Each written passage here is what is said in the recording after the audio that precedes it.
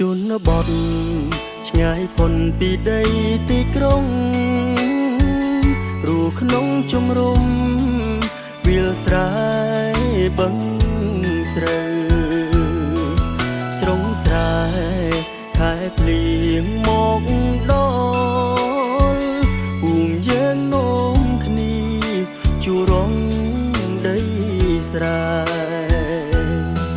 ស្រងស្រែ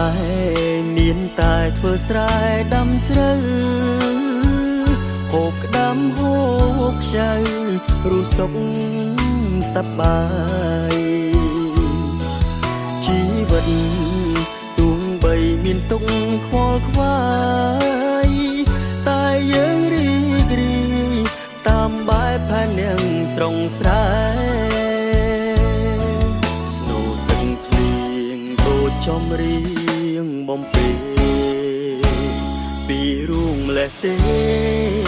ស្រុកស្រែខ្ញុំអើយ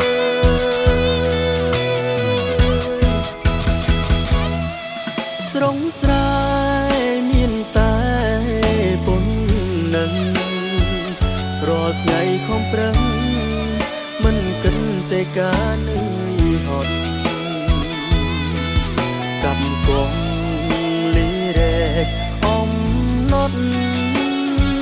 ព្រោះតែយើងសន់យើងជាកូនអ្នកស្រែ